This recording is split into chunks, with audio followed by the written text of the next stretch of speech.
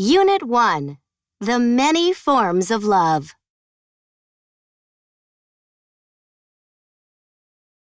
Essential question. How does love change and challenge us?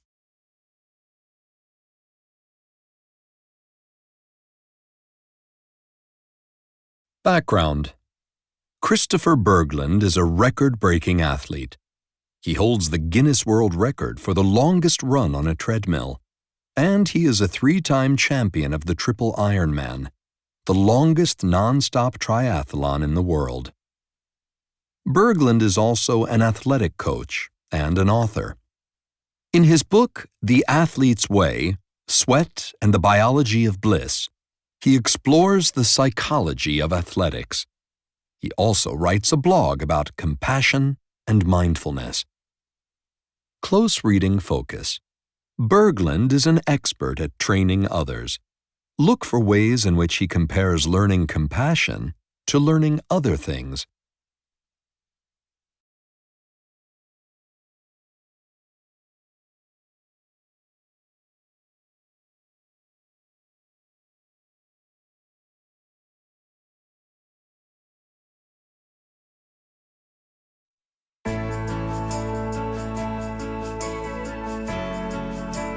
Compassion Can Be Trained by Christopher Berglund.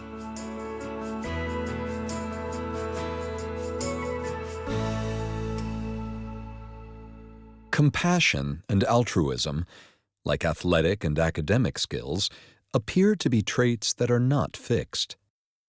Researchers have confirmed that both compassion and altruism can be cultivated with training and practice. The enhancement of compassion through loving-kindness meditation creates changes in brain structure linked to increased altruistic behavior. A new study by researchers at the Center for Investigating Healthy Minds at the Weissman Center of the University of Wisconsin-Madison shows that adults can be trained to be more compassionate.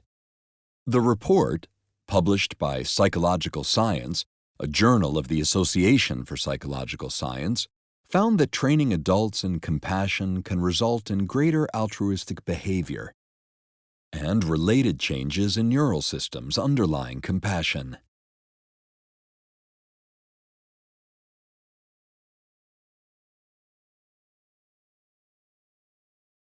Compassion can be cultivated. Our fundamental question was, can compassion be trained and learned in adults? Can we become more caring if we practice that mindset? Says Helen Wang, lead author of the study and a graduate student in clinical psychology. Our evidence points to yes.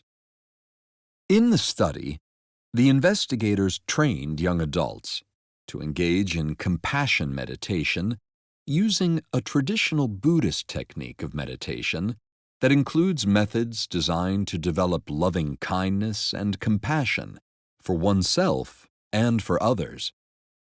People seem to become more sensitive to other people's suffering, but this is challenging emotionally.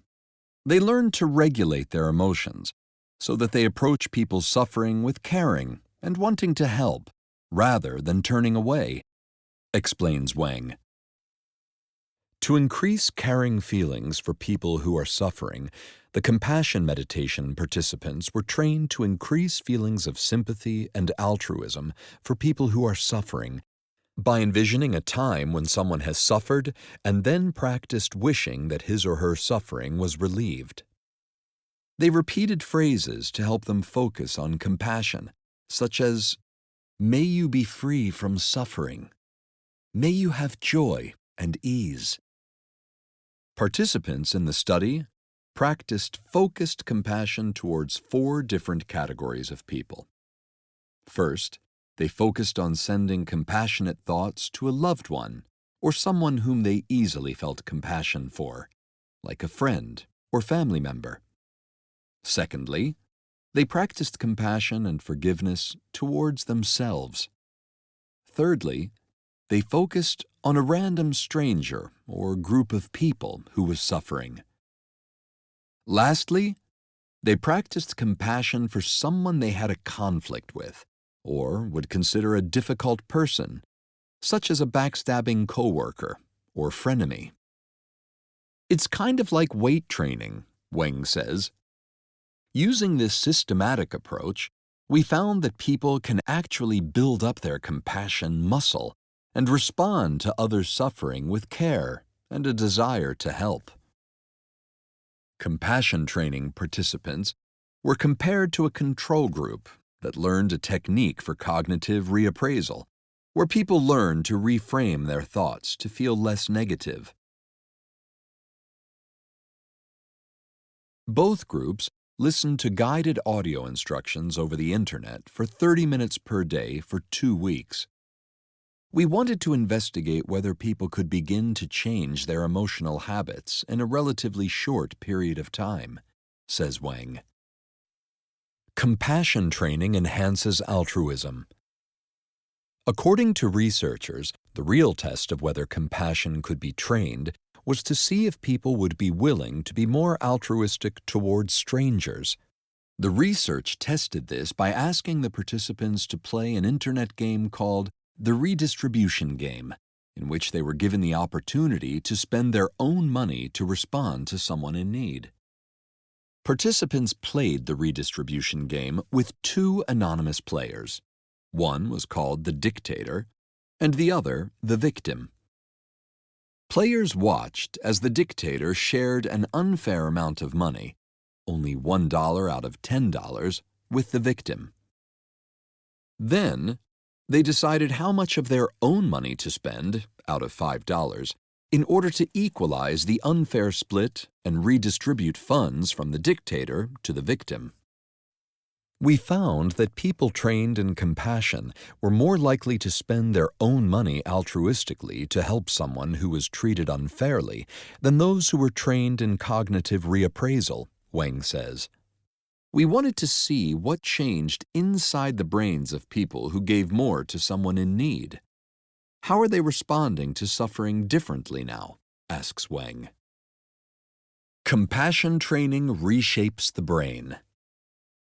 The study showed changes in brain structure of compassion meditation participants using functional magnetic resonance imaging, fMRI, before and after training. In the fMRI scanner, participants viewed images depicting human suffering, such as a crying child or a burn victim, and generated feelings of compassion towards the people using their practiced skills. The control group was exposed to the same images in the fMRI and were asked to recast the images in a more positive light using cognitive reappraisal. The researchers measured how much brain activity had changed from the beginning to the end of the training and found that the people who were the most altruistic after compassion training were the ones who showed the most brain changes when viewing human suffering. In particular, they found that activity was increased in the inferior parietal cortex, a region involved in empathy and understanding others. Compassion training also increased activity in the dorsolateral prefrontal cortex and the extent to which it communicated with the nucleus accumbens, brain regions involved in emotion regulation and positive emotions. Conclusion. Previous research studies have shown the link between various types of meditation and changes in brain structure. This study confirms the universal potential to cultivate compassion and altruism at any age. I think we are only scratching the surface of how compassion can transform people's lives, says Weng. The fact that alterations in brain function were observed after just a total of 7 hours of training is remarkable, explains UW-Madison psychology and psychiatry professor Richard J. Davidson, founder and chair of the Center for Investigating Healthy Minds and senior author of the article. There are many possible applications of this type of training, Davidson says. Compassion and kindness training in schools can help children learn to be attuned to their own emotions, as well as those of others, which may decrease bullying. Compassion training also may benefit people who have social challenges, such as social anxiety or antisocial behavior. Wang is also excited about how compassion training can help the general population.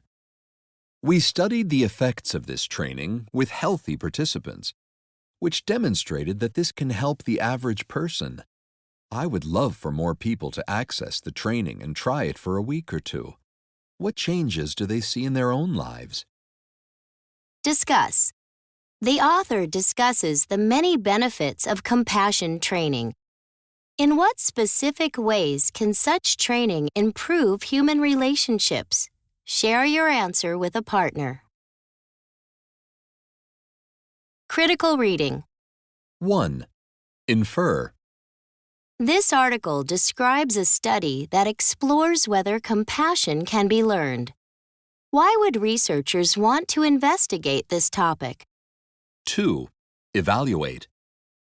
Are the people quoted in this article qualified to carry out and interpret research on compassion training? Support your answer with information from the text. 3. Compare. A. What is cognitive reappraisal? B. How does cognitive reappraisal compare to compassion training for increasing levels of altruism? 4. Interpret. The researcher, Helen Wang, says that learning compassion is kind of like weight training. What does she mean? Cite evidence from the article to support your answer. 5. Evaluate. Reread the last two paragraphs of the article. A. What are two possible applications of compassion training? B. Which application do you think has more potential? Why?